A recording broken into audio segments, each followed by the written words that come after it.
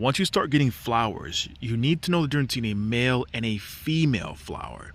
And how you can tell is that this one does not have any fruit on the bottom end of the petal, so hence it's a male.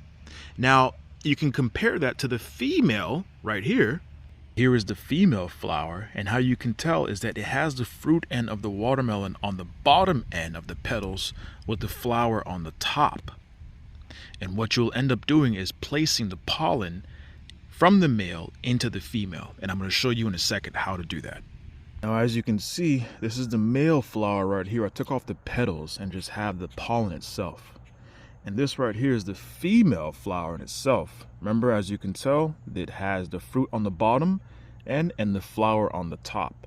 Now, what I'm going to do is that I'm going to open up the petals of the female flower right here and just insert it. As you can see, the pollen is already on my finger. I'm just going to insert it right here on the female end and just spin. Make it full of pollen, flood it with pollen right here. And this right here will fertilize and get us a nice, huge watermelon. Now, in nature, you would actually have the bees and other insects that would do this for you. But in order to accelerate the process, you just hand pollinate yourself. Right here. Now, the way to avoid all this is to get seedless varieties that are parthenocarpic, which means that they are self-fertile, such as Belmont, Triple Crown, and Eclipse. Now, what all these have in common is that they are self-fertile and they only produce female flowers.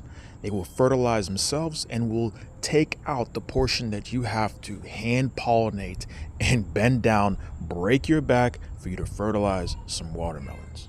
Now, this is why these are so popular amongst farmers and commercial growers, because this eliminates you have to physically, manually having to do all this work. Now, I'm going to tell you the dirty little secret that a lot of gardeners are using to grow huge fruits. And the way that we are doing it is by burying fish underneath the plants that we are growing. Why? It's because fishes act as a natural battery of fertilizer, loaded with phosphorus, potassium, magnesium, and of course calcium is what you need to grow huge fruits. As the fish breaks down, it releases these nitrates naturally into the soil, and it acts as an amendment to your soil on top of that.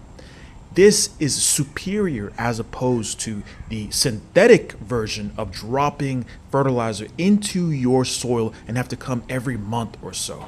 This acts as an automated battery of nutrients. Thank you for watching Easy Homestead, and please do not forget to subscribe to our channel for a chance to win free rare plants such as purple sweet potato, purple asparagus, and even white watermelon.